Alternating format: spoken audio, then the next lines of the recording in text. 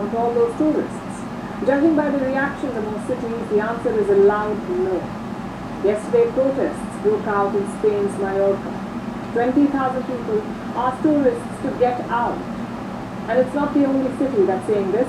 Across Europe, over-tourism is a huge problem, but some cities, like Copenhagen, have taken a unique approach. Instead of turning away visitors, they're trying to lure them.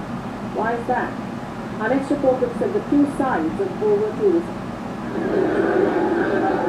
On Sunday, tourists in Mallorca woke up to this.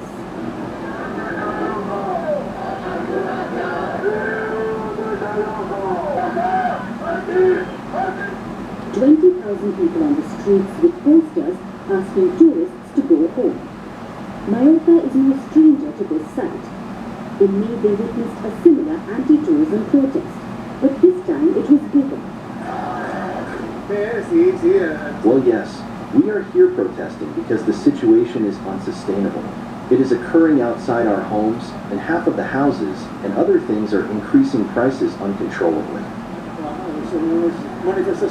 It's a protest not against tourism because I think it's not against tourism, but against these government policies that make us realize that we live on an island that has limits like we do, and the island can't grow in this way.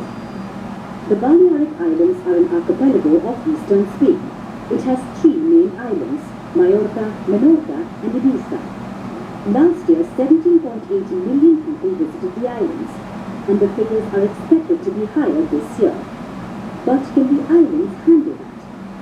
The residents don't think so. They say the current model is destroying the islands. It's stretching public services to a breaking point, harming natural resources and making local access to housing difficult. Well, in the long run, we are tired of so much obsessive tourism. A tourism that is not worth it and does not benefit the island because we are selling it. And the worst thing is that we residents are paying the negative consequences of this excessive tourism. And it's not the only over-tourism protests in Spain. There have been demonstrations in Malaga as well as on the Canary Islands. In Barcelona, tourists were sprayed with water guns. Now, Spain is the world's second most visited country. These places are tourist hotspots, but with every passing day, they are becoming more and more hostile.